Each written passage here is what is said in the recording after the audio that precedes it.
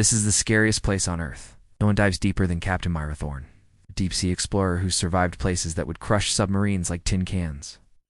But when she was offered a private contract to explore an uncharted trench known only as the Hollow Maw, she hesitated for the first time in her life. Her reputation preceded her. They say she could find the deepest, darkest secrets hidden beneath the waves. And this new mission was unlike anything she'd seen before. The client, a billionaire, barely more than a boy really, desperate to see what lies beneath the waves. The catch, total secrecy. If he liked what she found, he'd be willing to pay even more to keep it secret. Fair enough, she thought. This'll be a walk in the park. She just needed to get ready. The coordinates are 0 degrees north, 0 degrees east. All the maps point to the same thing, the middle of the damn ocean. It means there's no other ships around. No helicopters, no lights, nothing. She'll be totally alone down there. Well, except for the crew, of course. And Myra always brought 2 crew members with her, but she rarely let them come along on these missions. This time, though, she knew it'd be a little different, so she allowed them to tag along. Her submersible, the Nyx, was state-of-the-art, with reinforced walls that could withstand pressures up to 1,000 meters. It had enough oxygen for a week and a sonar strong enough to map the entire ocean floor. Still, she didn't know what to expect. The last vessel to try and map the trench was a Soviet research ship named the Kierpinski. They never made it back. Nobody knows what happened to them, but their last message was a distress call about something large and dark approaching their ship. What the hell could live in the darkest part of the ocean? And why was someone trying to stop them from finding out? Myra adjusted her diving suit, hooked herself up to the emergency communication system, and sealed the hatch. With the power supply online, the engines primed, she gave the go-ahead. The Nyx slowly descended through the water, kicking up sediment and leaving the faintest impression on the surface of the abyss. She watched as the sunlight faded above her, replaced by an inky black that seemed to swallow all light and sound. 20 minutes in, the sonar started picking up something strange. It was soft, almost indiscernible, but the longer they listened, the more distinct it became. Voices, soft, repeating voices. "Turn back," they whispered. "Join us," they beckoned. "She's waiting." Myra laughed it off as pressure-induced hallucinations. Submersibles were notoriously prone to technical difficulties at these depths. Faulty readings were commonplace. But then she noticed something on her instrument panel. No damage, no leaks. And the voices weren't coming from her internal microphone. They were coming from outside on the external mic. Somebody or something was definitely out there. Then the singing started. At first it was faint, like the wind chimes in a graveyard. But then it grew louder. It was a haunting lullaby in a language older than any human dialect. As the song reached its crescendo, the sonar displayed something on the screen, a shape in the darkness, something massive. "What the hell?" Myra muttered under her breath. "Ah!" Whatever was out there was huge. The sonar could barely make out its form, but it was clear that it was ancient, impossibly old. Suddenly, the submarine's lights cut out, plunging them into total darkness. The only light now came from the ghostly pale glow of the distant surface. Panic started to set in. Whatever was out there was closing in fast. Myra quickly tapped out a message to her crew.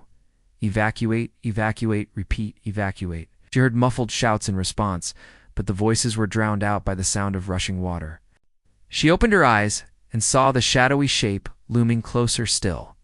It was a structure, a massive stone temple built into the side of the trench. Vines and coral clung to its surface, giving it a haunted, ethereal appearance. It was also way too big to have been placed there naturally.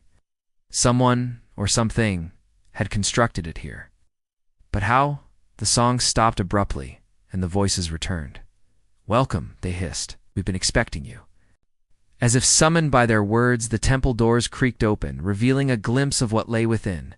Tentacles, no arms. Figures emerged from the darkness, pale and gaunt, their eyes vacant sockets staring blankly ahead.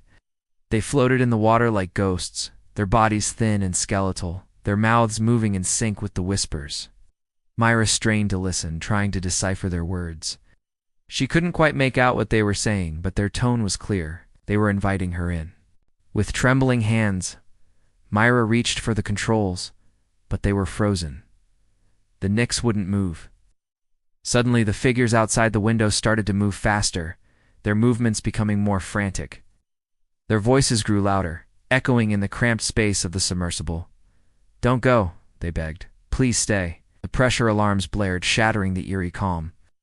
Water started leaking through the hull, seeping into the control panel, shorting out the circuits. The lights flickered and died, plunging the interior into darkness. Outside, the whispers turned to screams. "Why are you leaving us?" they wailed. "Come back," they pleaded. Mira clawed at the hatch, screaming for help. But her cries were drowned out by the noise. Panic seized her. What had she gotten herself into? Why did these creatures want her to stay? What was down there? As the water level rose, the figure outside the window swam closer. Myra pressed her face against the glass, desperate to get a better look at her attackers. But what she saw made her freeze in terror. There was no one there.